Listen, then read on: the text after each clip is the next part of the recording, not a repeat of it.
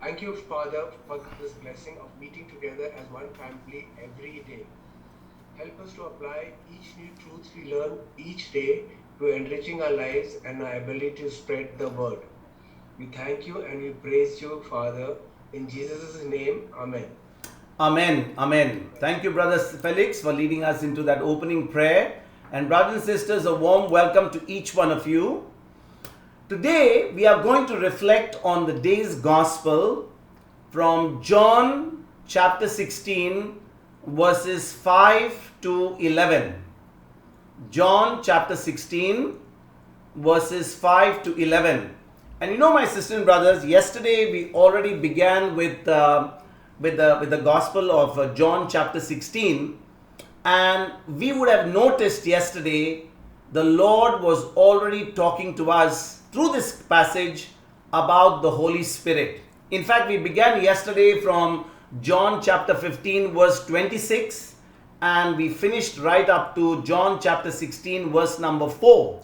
And yesterday we talked about and reflected on the ministry of the Holy Spirit. And you know, sisters and brothers, it gets more and more exciting, and therefore I just added another word to it today and said it is the awesome ministry of the Holy Spirit. It is the awesome positive ministry of the Holy Spirit, and that's what we are going to learn. And you know, now that Jesus came to the earth, he went back to the Father, and now that he has sent us the Holy Spirit, what we are living in right now is in the ministry of the Holy Spirit. And you know, sisters and brothers, the Holy Spirit, like Jesus, is simply awesome. Just awesome. You know, when Jesus walked on this earth, the miracles that he performed, he had 5 loaves and 2 fish, and he fed a crowd of about 5,000 without women and children. He raised the dead, he healed the sick, he opened blind eyes, he opened deaf ears. There was great and mighty things happening. And you know, because of all the miracles that people saw when Jesus walked on this earth, people began to get attracted to Jesus' ministry, and they were so excited to follow him. At least if they couldn't believe him fully, at least because of the signs and wonders that he performed, they would come to his ministry, they would come to listen to him.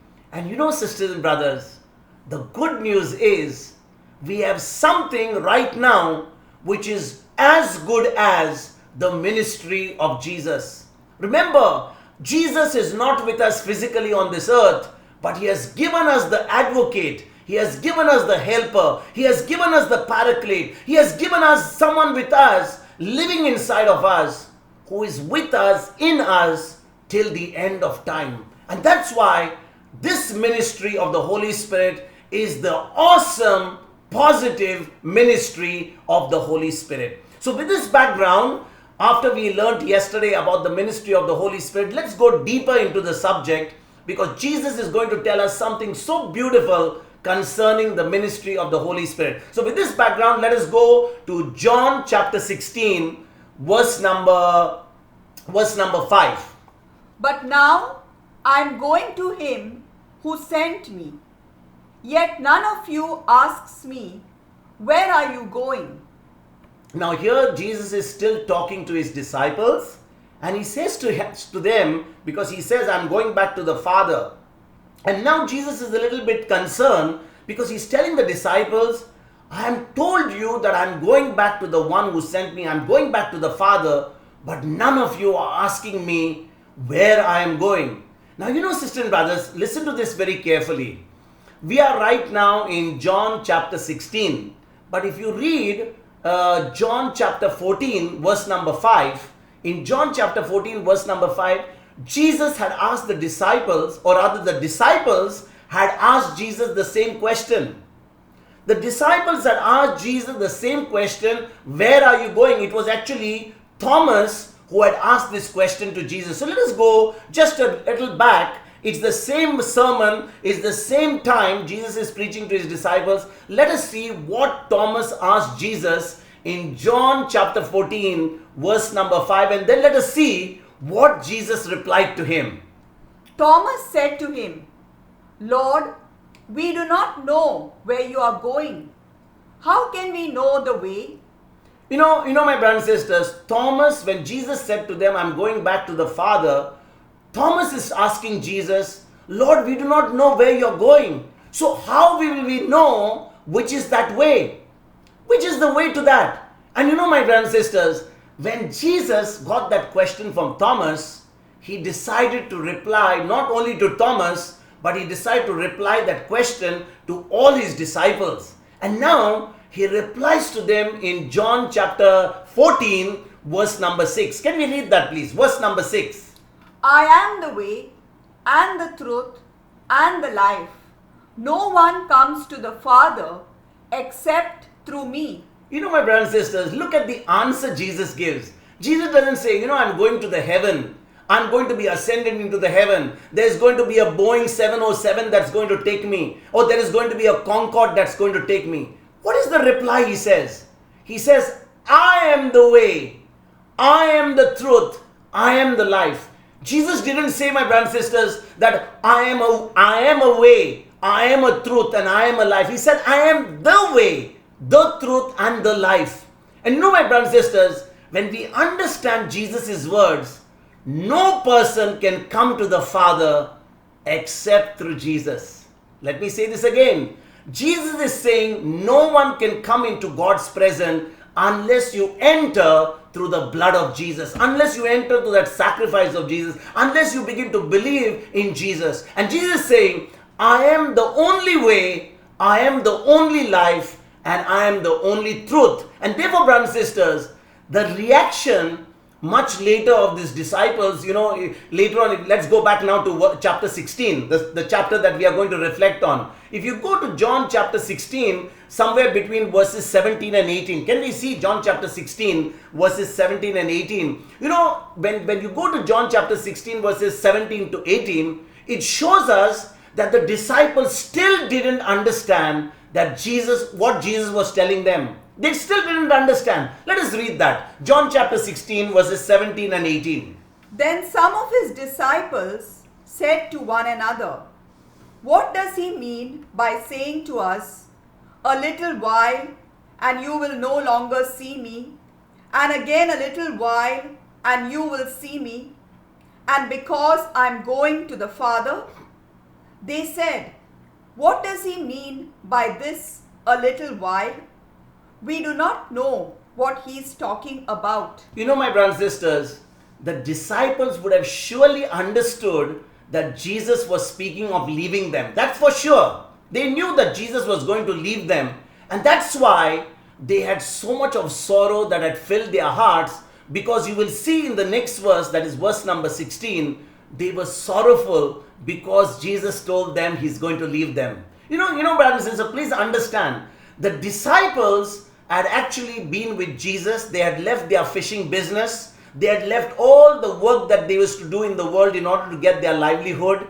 And they had just left their boats. They had left their nets to follow Jesus. And now they must have had some ambition. They must have had some dreams. They must have had some desires. They must have held some hopes that their master one day would begin to rule Israel. He would one day become a king, or become a president, or become a prime minister, or become some sort of a ruler, and they all would be able to rule in that ministry of Jesus. And now he's telling them, I'm going to go away from y'all. And the disciples at that very moment are filled with sorrow, they are filled with pain, they are filled with anguish, because they don't know what their future is going to be without their master. Please understand one more thing.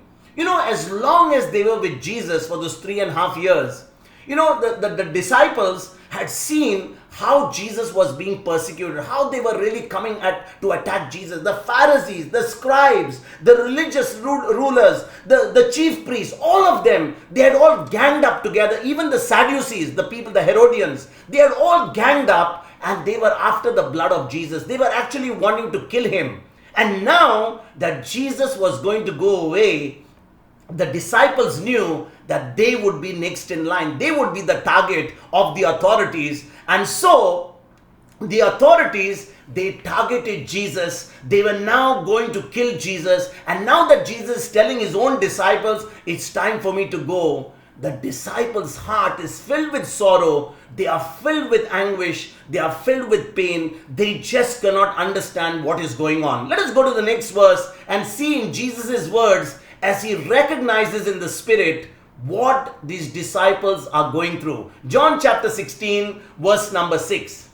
But because I have said these things to you, sorrow has filled your hearts. Because I have said these things to you, sorrow has filled your heart. That Jesus is telling his disciples, he's saying, because I've told you that I'm going to go away, because I'm going to leave you all are sorrowful. You know, sisters and brothers, Jesus had spoken of his death and the persecutions that would follow to his disciples already. We saw that yesterday. Jesus was telling them, you know, my boys, it's time for me. The main focus of my ministry, the very focus for which I came on this earth is about to happen. I am going to the cross. And at least about 12 to 14 times throughout his ministry, Jesus had been telling his disciples, the Son of Man is going to die, but 3 days he is going to rise again. Now he tells them he's going to go away, but he also tells them, as we saw earlier yesterday, that he told them, they are going to face persecution.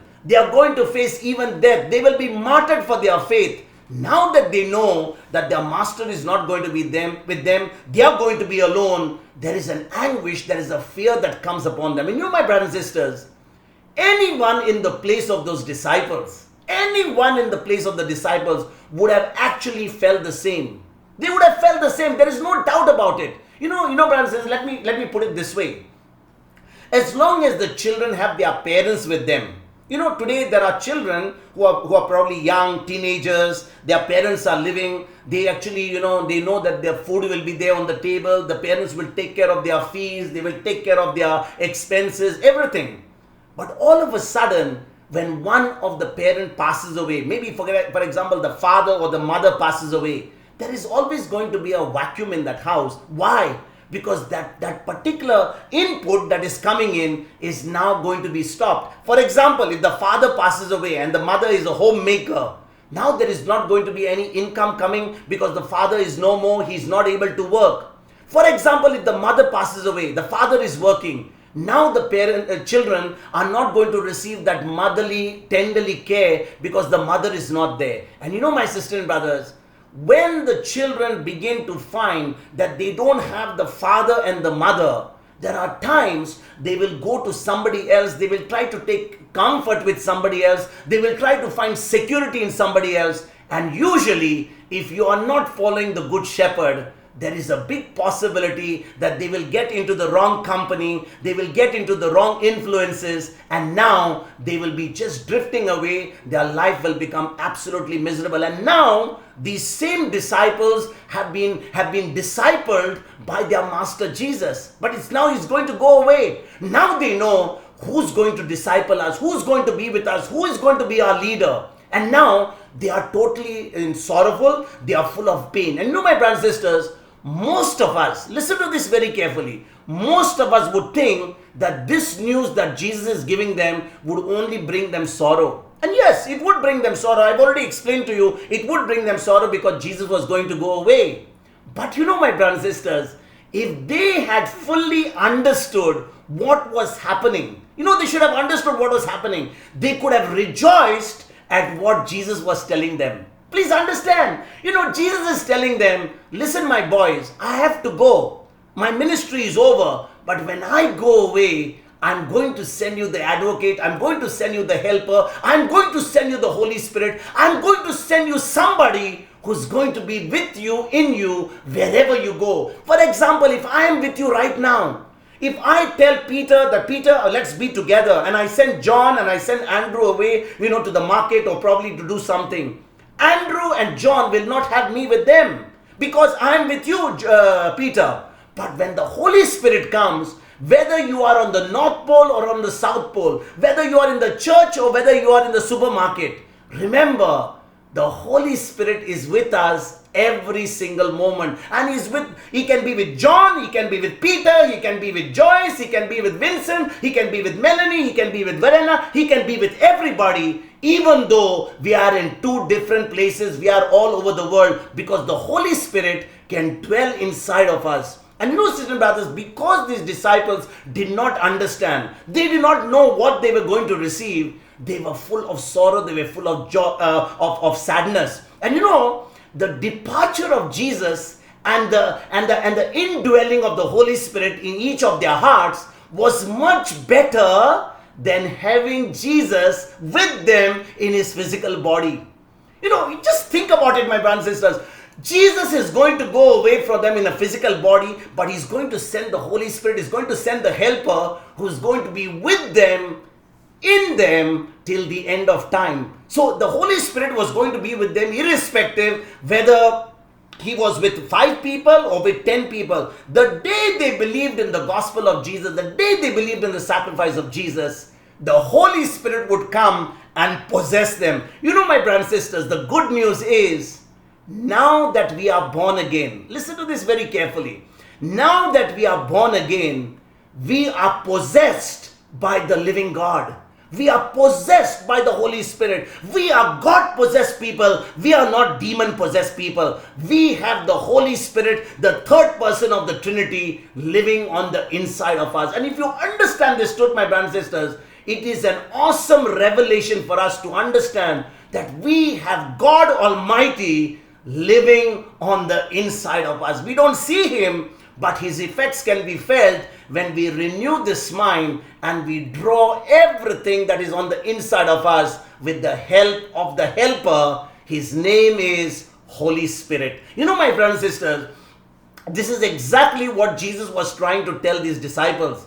The presence of the Holy Spirit inside of them and now in each one of us is much, much better than having Jesus around us, you know, probably sitting in front of our tables, having lunch with us. It is far, far more better than, much better rather, than to have, the Holy Spirit having inside of us is much better than having Jesus sit with us and walk with us and talk with us as he was with those disciples. You know, my brothers and sisters, let me take you to 2 Corinthians chapter 5, verse number 16. St. Paul says something so beautiful, which is so much related to this verse.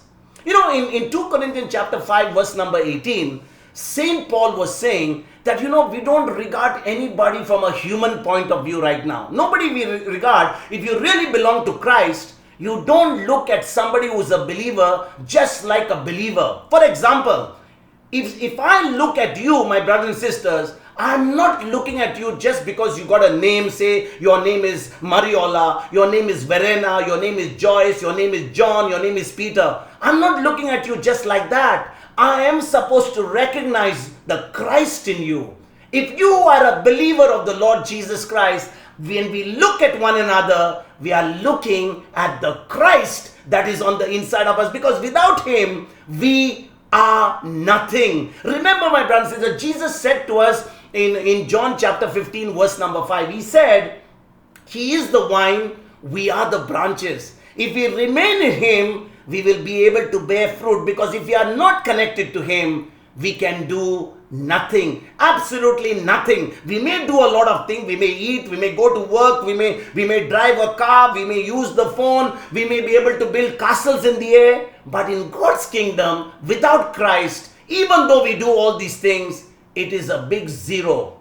Remember, there is no fruit which we don't bear without being connected to the vine, which is going to be eternal. We already saw that last week. We will only be producing a lot of activity, but there will be no fruit of the kingdom, because the fruit of the kingdom, or the fruit that lasts, or the fruit that remains, will only be produced when we are connected to Jesus, when we are born again, when we have received him on the inside. So let us go and see what St. Paul says in 2 Corinthians chapter 5, verse number 16. Verse number 16.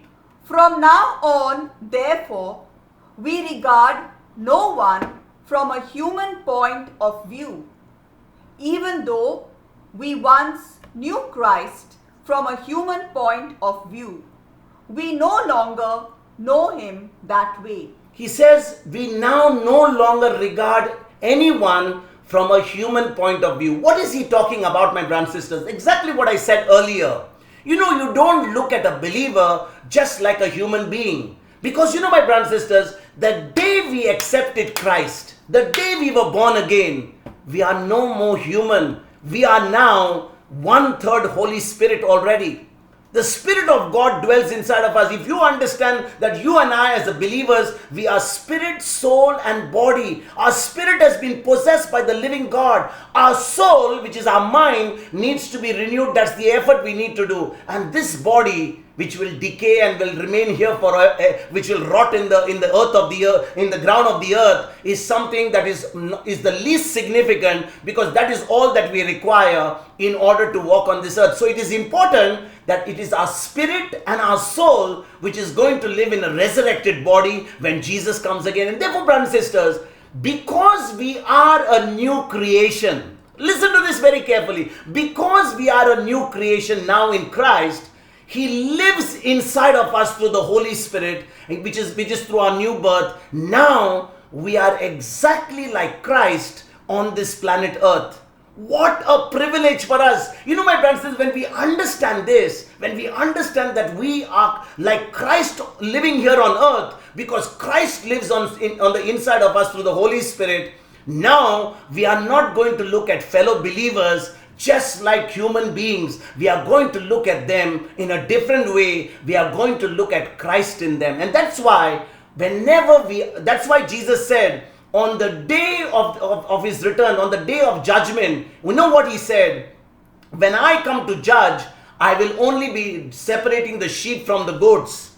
And you know, when He separates the sheep from the goats, He's going to look at the sheep and He's going to say to them, when I was hungry, you gave me food to eat. When I was thirsty, you gave me a drink. When I was naked, you clothed me. Whom is He talking about? He's talking about fellow believers. Remember, my brothers and sisters, when we see a fellow believer in trouble, when we see somebody who belongs to Christ in trouble, and if we can't recognize the Christ in that, again, it is important for us to recognize a true believer. Not because everyone professes Christ is a believer. Please understand that. You know, it is very important for us a believer can recognize a fellow believer. Why? Because Christ in you will help you recognize Christ in the other. Please understand this. Just because you have got a Christian name, you got a baptism certificate to prove, you don't become a believer. A believer is one who is born again. A believer is one who has accepted Jesus as the Lord God and Savior. A believer is one who's the temple of the Holy Spirit. A believer is one who believes the Word of God. A believer is one who is born again. A believer is one who has made the Word of God their final authority. And therefore, brothers and sisters, when a believer of the Lord Jesus Christ is there, and there is a need of that believer, they also become like sheep. And therefore, we are told as sheep, not as goats, to reach out to fellow believers. And even if sheep reach out to the goats, let them reach out to the goats first by meeting their physical needs, so that they in turn can also become sheep by hearing the good news of Jesus. Remember this, my brothers and sisters. We are not called to go out there and feed everybody on the streets. We are not called out there and give everybody clothes on the streets. We are not called everyone to go and give drink to everybody on the streets because they are all hungry and thirsty. Remember, our motive is ultimately to give somebody Christ, because if you give them food to eat, clothes to wear, and everything that you have to give them, but you have not given them Christ, what are they going to do? Where are they going to go after this life? You can let people drive the best cars on this planet Earth. They can live in mansions and palaces. They can fly in Boeing 707. They can fly even in their own aircrafts.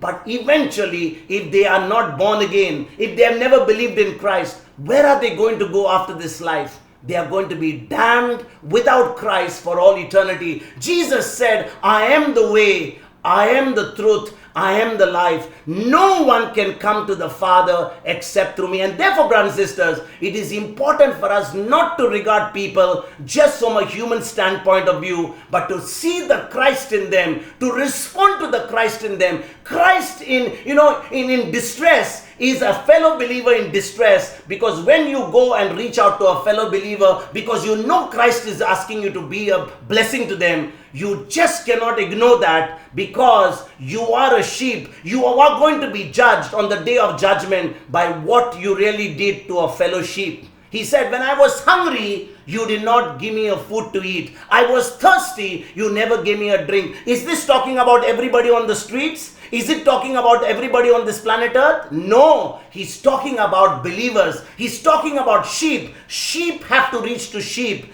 under the anointing of the Holy Spirit. Sheep are supposed to recognize and go after the sheep because they are looking not at the sheep, but they are looking at the shepherd who's inside that sheep. And therefore, brothers and sisters, a fellow believer will be able to recognize a fellow believer, and a fellow believer eventually, when he gets the fish, he also learns how to fish. A fellow believer, a believer of the Lord Jesus Christ, will never ever depend on people. Eventually, a believer, a true believer, will begin to understand how to draw and how to fish. And if they are only depending on people to come to them to feed them, you have to ask yourself a question whether you are a believer or whether you are a sucker. Remember, my brothers and sisters, remember this very clearly. When a true believer of the Lord Jesus Christ knows how to fish, they do not need fish from anybody because they know how to fish, because they have learned the principles as a true believer of the Lord Jesus Christ. And therefore,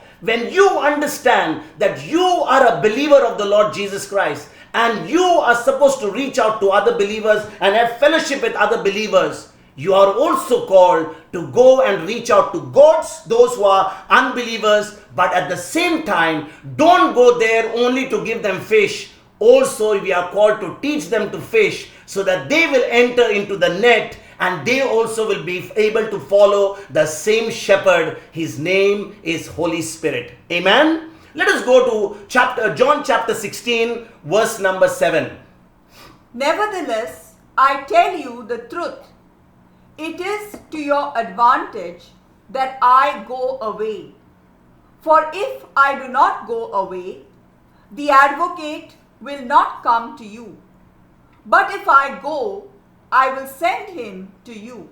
Okay, now listen to this very carefully, brothers and sisters. We saw yesterday how the Holy Spirit is our advocate.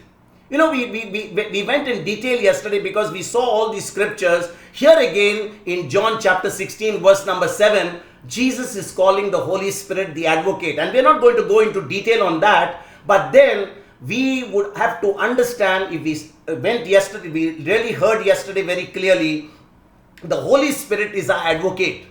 But you know, my brothers and sisters, now that Jesus was going to go away, how was it going to be an advantage to the disciples? Let me ask you this question.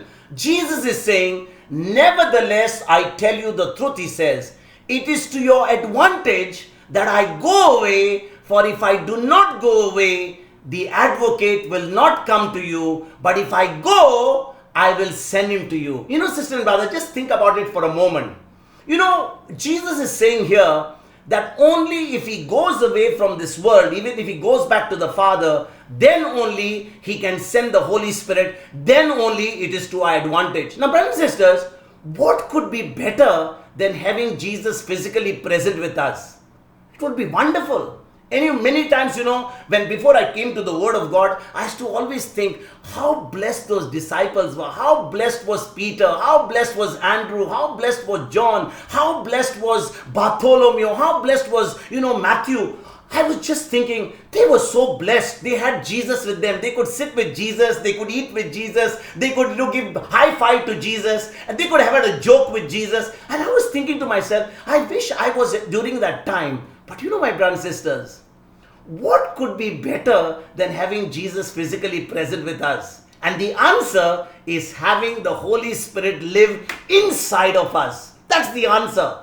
You know, when Jesus was in the physical body, as I explained earlier, he was limited to being in one place at one time. Jesus could not be, probably, if Jesus was in Jerusalem, he could not be in London. If he was in London, he could not have been in Australia. So he had to be limited by only the place he was at that time. And you know, my brothers and sisters, he was completely available to every believer only at the place where he was. He couldn't be, if he was in Jerusalem, he could not be probably in Samaria. If he was in Samaria, he could not have been in Nazareth, because he was limited in his physical body. And therefore, brothers and sisters, he was completely limited because of his physical condition, because he was physically present here. But through the Holy Spirit, he now lives inside each and every one of us who believes, and he will never leave us and never forsake us. Isn't that wonderful, my brothers and sisters?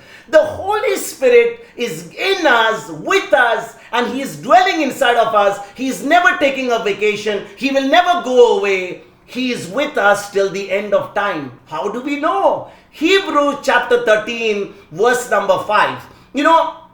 Hebrews 13 verse number 5, and again when Jesus was giving his final instruction to his disciples in Matthew 28. But let us read Hebrews chapter 13 verse number 5. Keep your lives free from the love of money, and be content with what you have. For he has said, I will never leave you or forsake you. I will never leave you. I will never forsake you. I am with you. I am in you till the end of time. And my brothers and sisters, how did Jesus really, manifest or really show this word? He went back to the Father. And if somebody just thinks about it, without understanding the ministry of the Holy Spirit, they'll say to themselves, Jesus said he will never leave us, never forsake us. He is now seated at the right hand of the Father. He is happy on the throne of God, and he doesn't know what I'm going through. He doesn't know this pandemic he has hit the earth. He doesn't know that I have no food on the table. He doesn't know. He knows everything. You don't need to update God's computer. You don't need to tell him what your problems are. My brothers and sisters, please understand, Jesus' physical body was not natural. His body was not natural. It was not even sinful. But it was simply plain. It was just like yours and mine. And my brothers and sisters, the disciples continually, constantly missed who Jesus really was on the inside, because they were so dominated, they were so controlled by their five senses.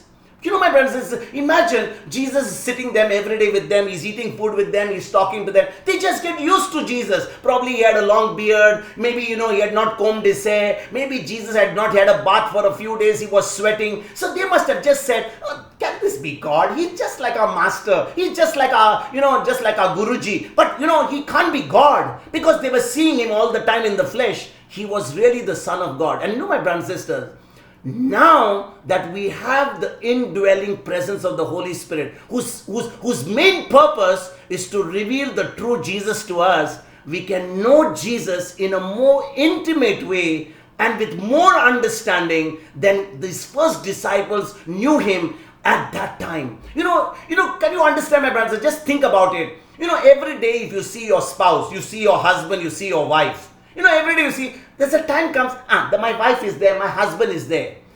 But when you are just about to, going to get married, you're courting one another. Now you see them once in a while because you're not living with them. You want to talk to them on the phone. Now that you got this WhatsApp, now that you got Facebook, you want to see their photograph, you want to see what they are eating. And all the time you are interested to see them. But eventually, once you're married and you are seeing the person every day, you say, okay, they're always there. The children will say, Dada, Mama is always there. The parents will say, children are always there. The boss will say, oh, my employees are always there. But should that employee not come for a few days?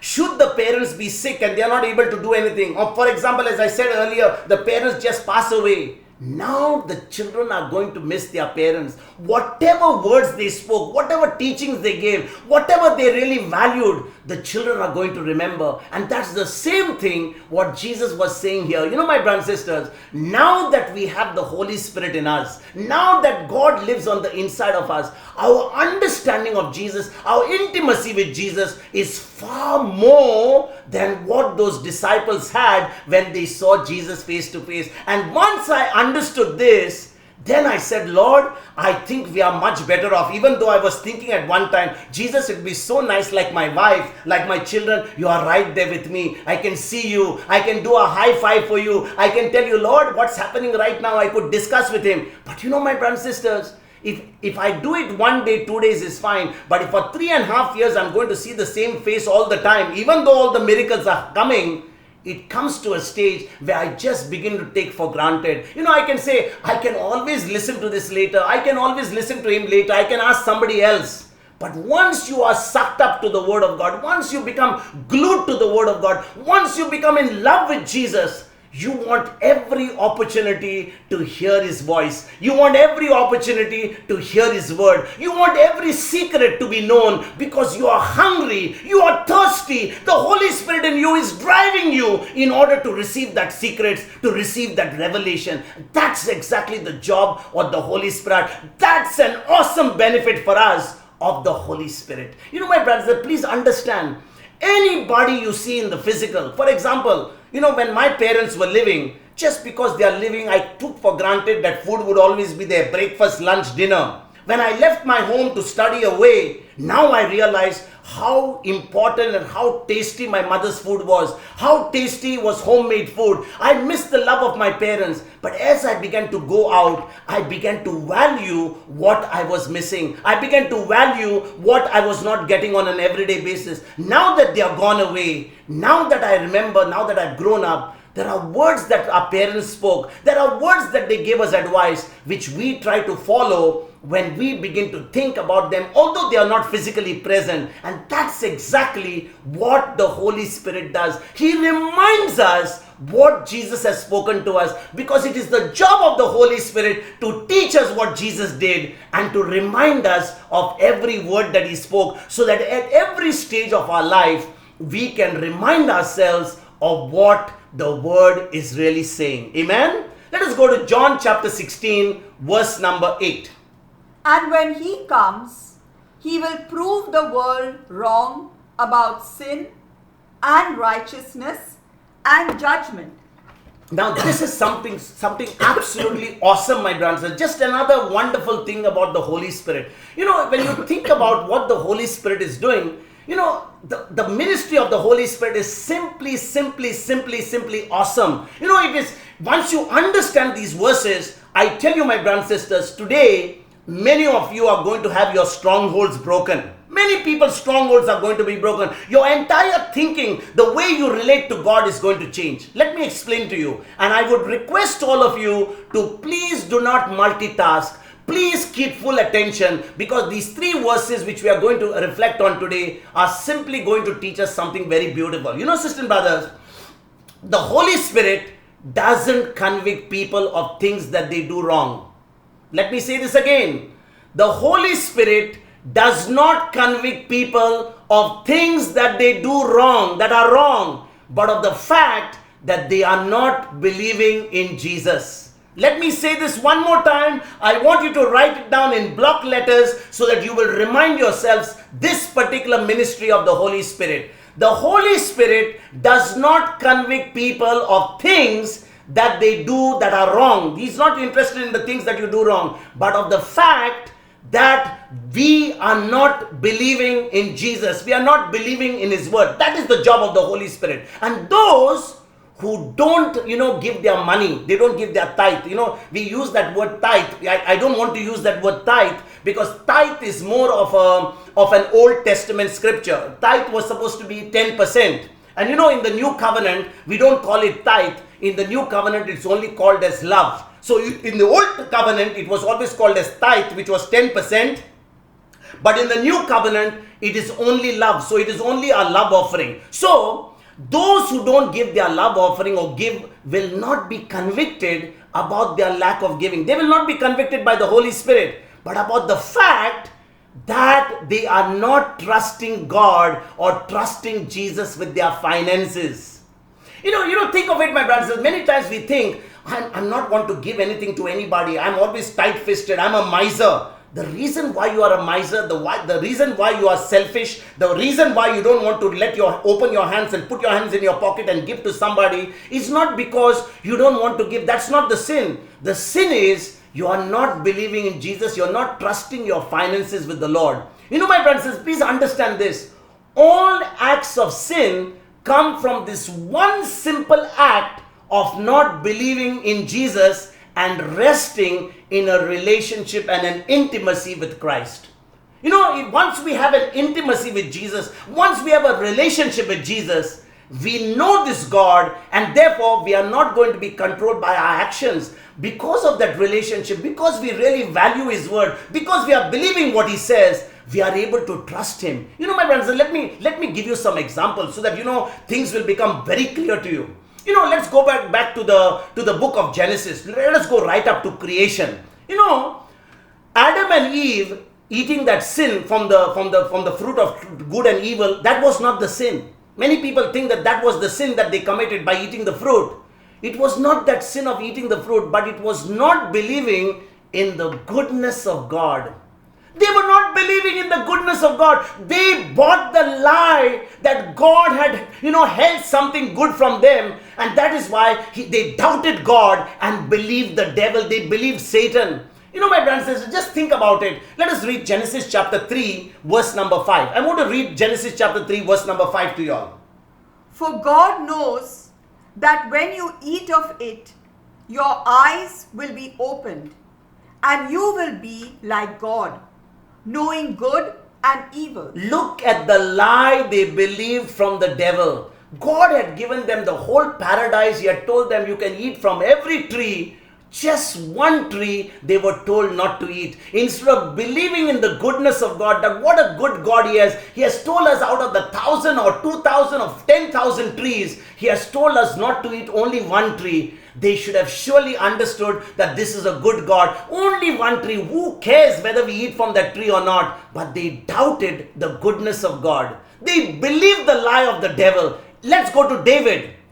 David, he sinned against the Lord. He said, against thee alone only have I sinned. That's what he said in Psalm 51 verse number 4. It was a psalm. It was a prayer that David made when he sinned against Bathsheba.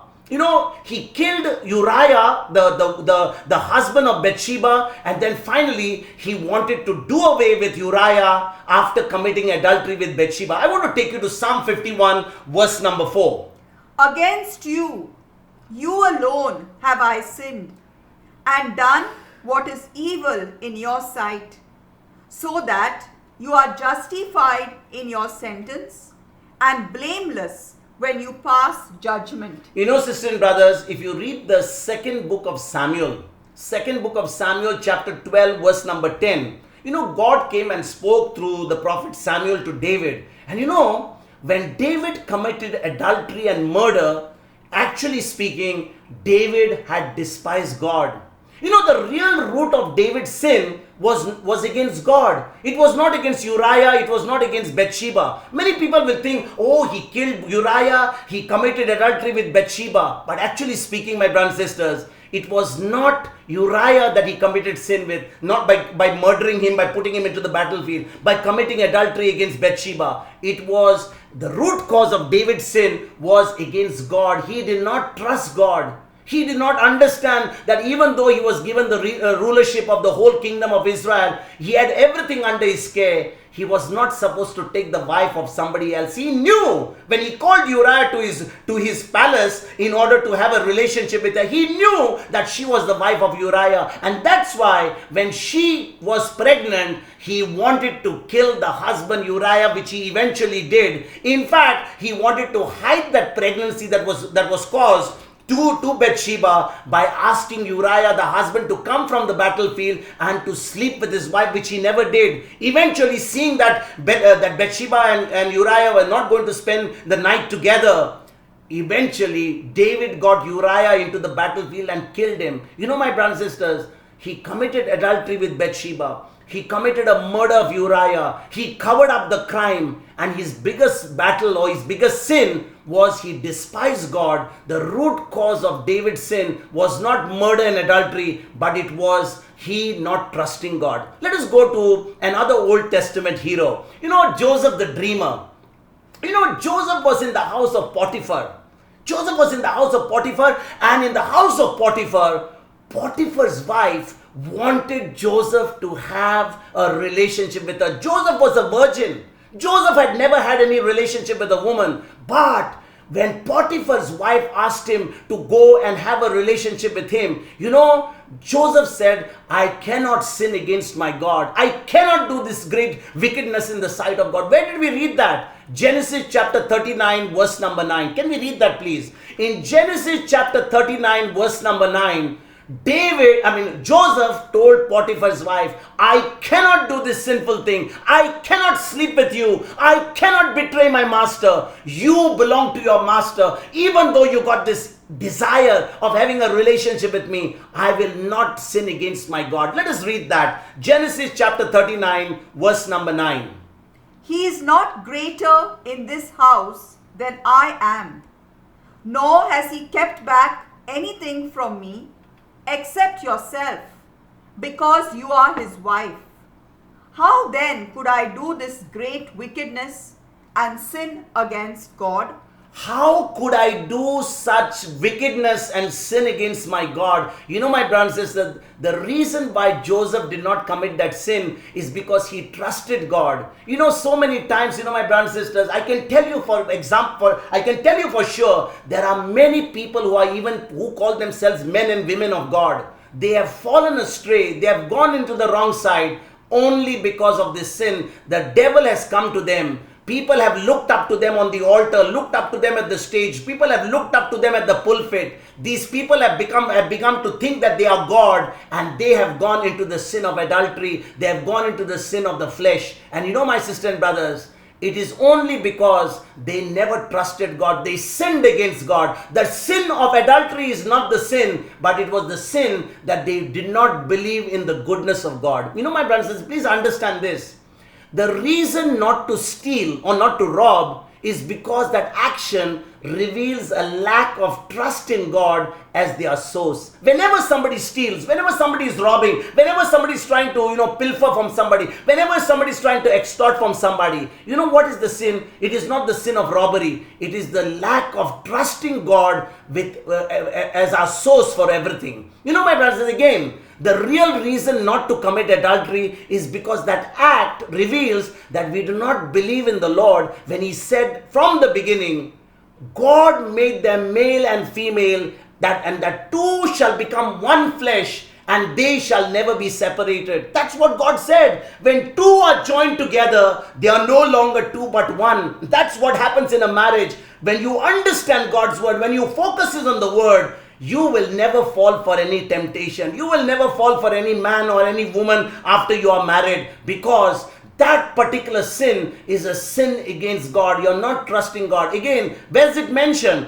Mark chapter 10 verses 6 to 8. Mark chapter 10 verses 6 to 8. It tells us that what God has joined together, no man shall divide. Let us read that. But from the beginning of creation, God made them male and female. For this reason, a man shall leave his wife and leave his father and mother and be joined to his wife, and the two shall become one flesh. So they are no longer two, but one flesh. My brothers and sisters, when we are not content with the one that the Lord has given us, and we are not full of God's love, what we will do? We will be looking for somebody else to fill that void. We'll be looking for somebody else's spouse. We'll be looking to have a relationship outside our marriage. But when we are content with this one God's love, this God's love has filled every void inside with us. He has filled us with His love. We will never want to go outside our marriage. So the sin of adultery is actually not that act. That sin is not the act, but the sin is not trusting God, not believing His word. And my brothers, let's go to Jesus Himself. No other example than Jesus. Jesus was had been baptized at the river Jordan, and now he has been sent into the wilderness to be tempted by the devil for 40 days and 40 nights. And my brothers and sisters, the devil comes to tempt Jesus. And the real temptation for Jesus was not to turn the stones into bread. Oh, no. That was not the temptation for Jesus, because many times people preach that, many times people teach that it was the temptation of turning stones into bread. That was not the temptation. It was to disbelieve God.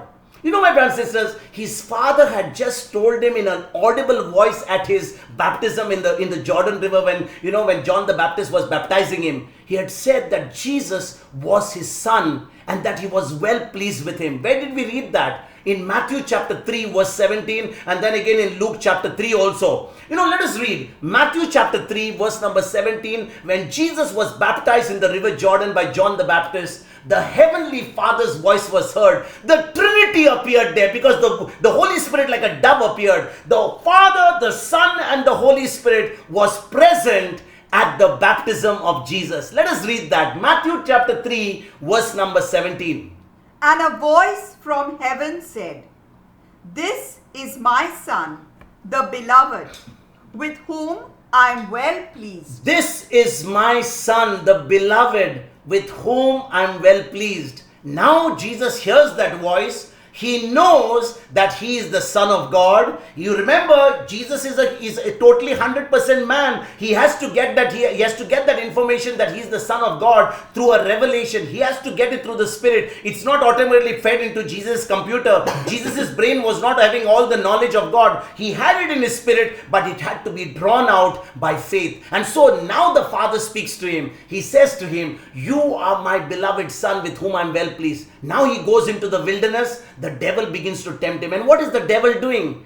The devil is saying, "If you are the Son of God, if you are the Son of God, turn these stones into bread." My brothers and sisters, when you don't understand what is the real temptation, the devil was trying to get Jesus to establish his identity outside of what God had said to him. He wanted him to say, "Are you really the Son of God?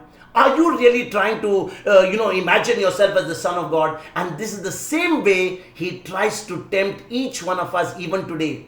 My brothers and sisters, every time there is a temptation, ask the Holy Spirit who's talking to you, am I doing something which is contrary to the Word of God? Am I doing something which is contrary to what the Holy Spirit is speaking to me? And the question, my brothers and sisters, most of us are asking is not the real question. And therefore, the answer that we are getting is not the true answer, not the real answer. So the ministry of the Holy Spirit is to reprove sin. And what is that sin? To reprove sin, to reprove righteousness and judgment. And it is not our ministry. Please understand. Reproving, the ministry of the Holy Spirit is to reprove sin, righteousness, and judgment. And this is the ministry of the Holy Spirit. It's a threefold ministry of the Holy Spirit. And if we don't understand it, my brothers and sisters, we will try to do our own thing. Please understand, as believers of the Lord Jesus Christ, the job of the Holy Spirit is to reprove us of sin, that is the sin of unbelief. It is to reprove us of righteousness and to reprove us of judgment. What is our job? Our job is to simply be witnesses. We are only witnesses. And witnesses, my brothers and sisters, are not to judge or not to sit in the jury judging people. They simply testify of what they have seen or what has happened to them, and they glorify God because they have experienced the whole thing. My brothers and sisters, please understand. You and I, we make a very poor Holy Spirit. We are not supposed to do the job of the Holy Spirit. Therefore, we should only stick to our job of being witnesses and let the Holy Spirit do his job. Can I say that again? We are not supposed to do the job of the Holy Spirit of judging anybody. For example, I don't believe that anyone has the right, any human being has the right to judge me, because the only person who can judge me is the Holy Spirit. In the same way, there is nobody who can judge you except the Holy Spirit. Not even the preacher, not even the priest. No human being has got the right to judge you, because the only one who can judge you as a believer of the Lord Jesus Christ is the Holy Spirit. Our job is only to witness. Our job is only to preach the truth. Our job is only to tell what the Lord has done in our life, to be witnesses to the gospel, so that when we hear the good news, that good news that we receive, we now begin to put it into our life and we witness to everybody what the Lord has done. What the Lord has done. It's never a credit to the preacher. It's never credit to the priest. It's never credit to the man of God. It is always the credit to the Holy Spirit. It's always the credit to the Word of God. It's always credit to the Father who sent his Son and now has given us the ministry of the Holy Spirit. Amen? John chapter 16, verse number 9. We are going to study right now. Please be attentive. We are going to study the threefold job of the Holy Spirit, the awesome positive ministry of the Holy Spirit, about sin, about righteousness, and about judgment. So let us go to verse number 9. About sin, because they do not believe in me. About sin, because they do not believe in me. So this is the first thing that the Holy Spirit does. He convicts us about sin because we do not believe in Jesus. You know, my brothers and sisters, it is always an evil heart of unbelief that makes us go away from the living God.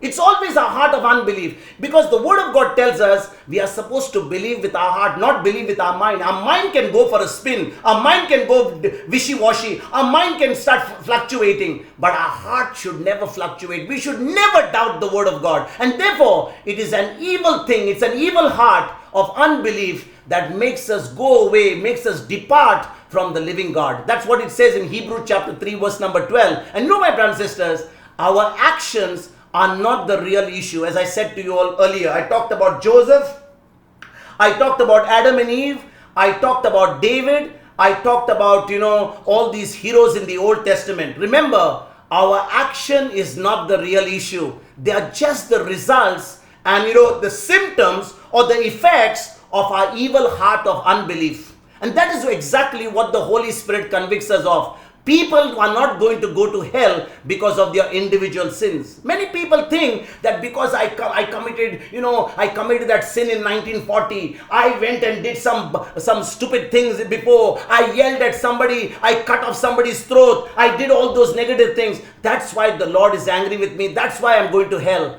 Brothers and sisters, the good news that you're going to hear today is people don't go to hell for their individual sins.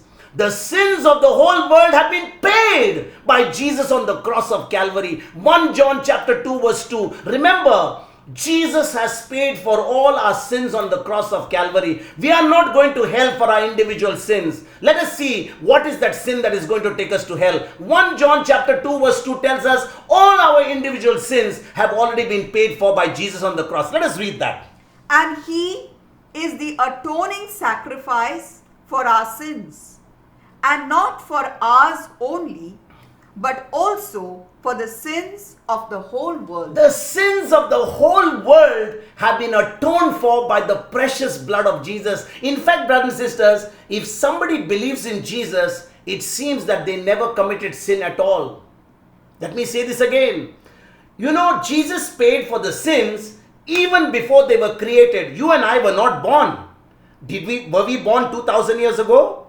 Other people who are going to be born another 200 years from now, are they still born? Have they committed sin? But even the sin that they would commit, even though they are not born, Jesus already paid it at once in his body on the cross of Calvary. And so, brothers and sisters, the sins of the whole world have already been paid by Jesus. Individual sins are not an issue. The sin that sends people to hell is rejecting of Jesus, and that is what the Holy Spirit convicts them of. My brothers and sisters, the Holy Spirit will convict believers about their trust or lack of trust in Jesus. And that's all what the Holy Spirit does, because it's all about our relationship. It's all about our intimacy. It's all about, this love that we have for Jesus and through His Word. Please understand, many people today are still in that religious bondage. The church itself also encourages that. The religious church also encourages that. They tell you, go to confession, go get your sins clean, take acid, take a good bath with the blood of Jesus, get yourself into proper shape.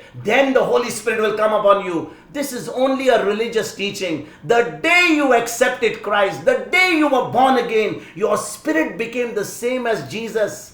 God lives on the inside of you, but you can sin in your mind, you can sin in your body. But the moment you change this thinking, change this mind and repent of all that you have done, believe this power is already on the inside of you. Your sins are already forgiven because they were paid for on the cross. So the only sin that is going to send people to hell is the sin of unbelief, and that is the job of the Holy Spirit, to convict us of that sin for not trusting and not having a relationship and not having an intimacy with Jesus. That is the first job of the Holy Spirit. Let us go to John chapter 16 verse number 10 and let us look at the second ministry of the Holy Spirit. About righteousness, because I am going to the Father, and you will see me no longer. You know, my brothers and sisters, let me say this again. You know, we can sometimes wrongly understand that the Holy Spirit reproves us of unrighteousness, but that is not exactly what this verse is saying. You know, when you read this verse, it says about righteousness, because I'm going to the Father and you will see me no more. And many people have thought that the Holy Spirit is the one who convicts us of unrighteousness. But that's not exactly what it's saying. You know, the Holy Spirit convicts us that we are righteous through the new birth, that we are actually the sons and daughters of the Heavenly Father. He's reminding us that we are right now righteous before a holy God. But most of the time, what we have been taught, the Holy Spirit is going to tell you all the time, hey, you are a sinner, you are a sinner, you are a sinner, you have to go to confession, you are a sinner, you are a sinner. That's exactly what the religious church teaches us, and that's wrong teaching. But the Holy Spirit is the positive ministry. He is going to tell us, listen, my child, you have accepted Jesus, you are righteous through the new birth, you are righteous because of the blood of Jesus. And you know, my brothers and sisters, how many times have we seen people stand in church and say how the Holy Spirit has shown them how unrighteous they are? How many times you hear that? Somebody will say, the Holy Spirit just showed me that I'm such a sinful person. The Holy Spirit just showed me about that sin which I committed in 1942. The Holy Spirit reminded me of the sin that I committed 25 years ago. That was not the Holy Spirit. That was the devil reminding you. Brothers and sisters, Jesus doesn't remember your sin. He doesn't remember your past. He doesn't remember your past to give you a new future. When you understand that the Holy Spirit is convicting you of righteousness, He's reminding you that through your new birth, you are the son, you are the daughter of the Heavenly Father. But you know, my brothers and sisters, people should be sharing how the Lord has convicted them that they are the righteousness of God in Christ Jesus. This is normal Christianity. This is supposed to be the true gospel. But brothers and sisters, the gospel has been twisted. The gospel has brought in the Old Testament religion, and people are hammered left, right, center. You are a sinner, you are a sinner, you are a sinner, and whole day and night we are only sitting with this sin-conscious mentality when we are supposed to live like victorious, God-conscious people. Can you imagine, my brothers and sisters? I don't know how many people's strongholds are being broken right now as you're hearing. God does not remember your past to give you a future. When you accept His Son Jesus as your Lord, God and Savior, you are born again. The Holy Spirit will keep on reminding you of your righteousness, of your true identity in Christ. And so, brothers and sisters, it's the ministry of the Holy Spirit to convict us that we are righteous through the Lord Jesus Christ. We are righteous through our Lord Jesus Christ. And not many people receive that ministry of the Holy Spirit because religious traditions and doctrines have made the Word of God absolutely null and void. It has made the Word of God ineffective. But the positive ministry of the Holy Spirit is encouraging us to tell us that in fact, you and I are righteous because of the blood of Jesus. You know, my brothers, let me show you in Jesus' own words how people have made the doctrine and religious teaching, the Word of God, of no effect. Mark chapter 7 verse number 13. Mark chapter 7 verse number 13. Jesus was talking to the Pharisees. He was talking to the religious leaders, and He was telling them, your doctrines, your traditions, your religious doctrines and philosophies have made the Word of God of no effect, have made the Holy Spirit sleep, have made the Holy Spirit redundant because of all the religious practices that you are following in the church today. Let us read that. Thus making void the Word of God through your tradition that you have handed on. And you do many things like this. Thus you make the word of God through your religious traditions that have been handed to you. You have made the word of God of no effect. You have nullified the word of God. You know, my brothers and sisters, let us look at the positive ministry of the Holy Spirit. We can look at this in two different ways. There are two ways of interpreting it. First, you know, my brothers and sisters, the Holy Spirit will have to reveal to a person what is righteous in the sight of God, because Jesus is no longer with us. We cannot see Jesus. He's no more visible to us. And it has to know, since he's no longer visible, to show true righteousness to us only through the ministry of the Holy Spirit. Remember, if somebody is there, for example, a preacher is there, or our parents are there, they can always tell us by their own words. But when there is nobody physical to tell us, the Holy Spirit will reveal to us what is righteous only through the ministry of the Holy Spirit, through that voice, through that beaming voice that comes slowly from within, convicting us that we are righteous before a holy God. The second thing, my brothers and sisters, just as Jesus assured people that the goodness and mercy of God made people righteous, made them righteous by faith, not by works, so now the Holy Spirit has taken over this ministry of bearing witness to the righteous relationship which we have with the Father. Thank you, Holy Spirit. You know, the Holy Spirit is now giving us that understanding that we are righteous before a holy God. We can come to the throne of God. We can sit on the lap of the Father. We can come before Him through the blood of Jesus. You know, my brothers and sisters, we are still coming like beggars before the Lord. Oh Lord, bless me. Oh Lord, heal me. Oh Lord, prosper me. Oh Lord, do this and do that. You know, my brothers and sisters, when we understand who we are in Christ through the new birth, that we have access to the throne of grace. You know, my brothers and sisters, the Holy Spirit through this ministry is bearing witness to our righteous relationship with the Father. How do we know? 1 John chapter 5 verse number 13. 1 John chapter 5 verse number 13. Let us read that.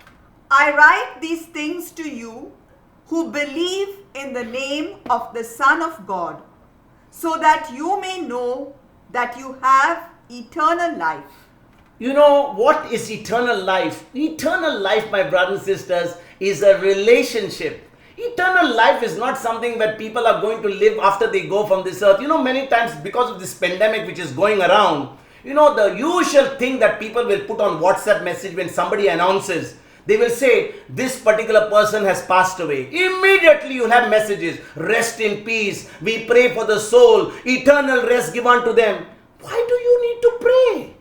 Why do you need to pray eternal rest give unto them? If they are in Christ and they have died with Christ, in Christ, they are already going to be at eternal rest. So your prayers are not going to change them. Because you prayed, they are not going to be eternally at rest. But we should pray for the living so that those who don't know Christ can experience eternal life. They can experience that eternal rest here on earth. They can experience that relationship with the God when they are living here on earth. And you know, my sisters and brothers, if you and I are not experiencing a relationship with God right here, we are either deceived or we are fooling ourselves that one day heaven will be opened for us. Heaven is not going to be open for us if we don't experience Christ and a relationship with Him here right now. Please understand, the Holy Spirit is going to convict us that we are righteous before a holy God, that we have a relationship with the Holy God, that we are hungry for the Word of God. We have an intimacy with Jesus through His Word. And if you are not experiencing that intimacy, it's a big issue for you right now. It's a big problem right now, because you need to immediately ask the Holy Spirit, oh Holy Spirit,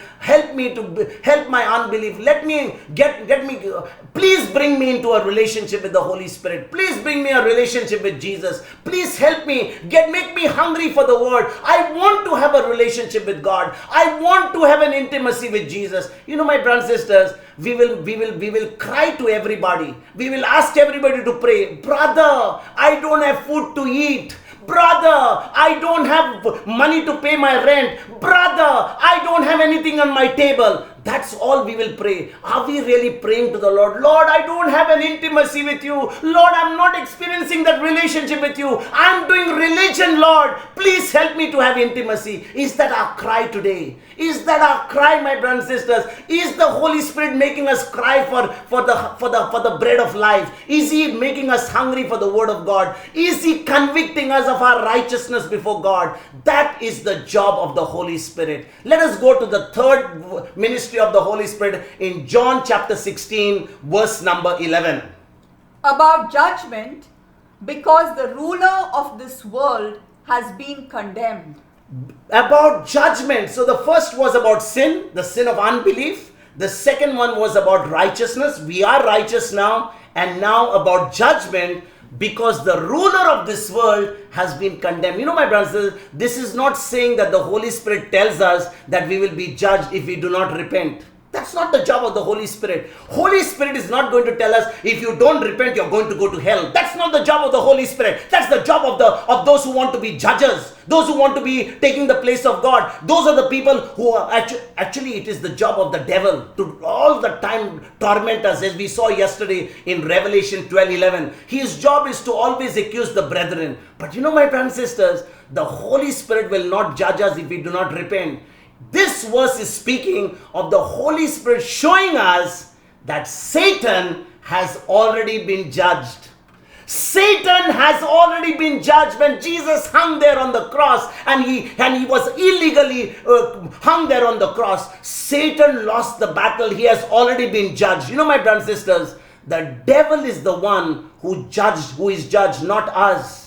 The devil was judged when Jesus hung there on the cross. You and I are not going to be judged if we believe in what Jesus did for us on the cross. You know, my brothers and sisters, we are the ones with the authority, not the devil. Remember, the devil has got no right, no authority. You and I in Christ have got the authority. And the Holy Spirit will remind us of that to encourage us. Praise Jesus. The Holy Spirit will remind us of our authority. How many of us are exercising our authority, my brothers and sisters? Are we coming to the Lord as beggars when God has told us to use the authority in Christ and start living the gospel, start living a victorious life? But we come before the Lord like, absolutely, Lord, we have nothing. We are nothing. We have nothing. We can give you nothing. We are beggars, beggars, beggars. Yes, brothers and sisters, without Christ we are beggars, but we have Christ with us, so we are not beggars. We have got Christ living on the inside of us. Yes, if we did not have Christ, we could have said we have nothing, we can give nothing, we are nothing. Yes, that is true. But we are not without Christ. We have got Christ. And this verse is not saying that the Holy Spirit reveals to people that they are going to hell if they don't repent. No. That would fall under the category of, judging or reproving the sin of the whole world. That's what we saw in the previous verse, John chapter 16, verse number 9. Rather, this verse is speaking of the Holy Spirit assuring us that Satan has been judged and stripped of all his authority over us. That's the good news. And the Holy Spirit assures us of our victory in Christ Jesus. It is done, my brothers and sisters. It is finished in the name of Jesus. We are victorious. We are warriors. We need to live like victorious warriors. We need to have a mindset of winners. We need to have no victim mindset. We need to have a victor's mindset. We need to walk in the finished works of Jesus, because the Holy Spirit will remind us that the devil who kept on accusing us has been judged. He's been destroyed by Jesus on the cross. We can walk like warriors. We can walk in the victory of our Lord Jesus Christ. Amen. Let us pray. Let us pray.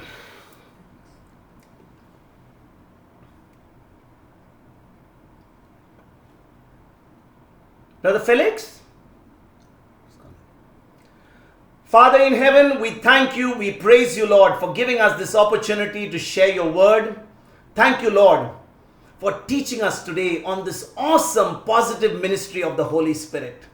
Thank you, Father. Thank you, Holy Spirit, for reminding us of this wonderful ministry that you have shown us today, that you are reproving us of the sin of unbelief. You are reproving us that we are already righteous, that we are the righteousness of God in Christ Jesus, and that Satan has been judged.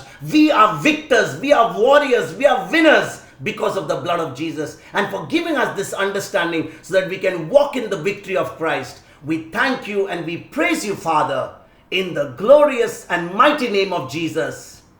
Amen.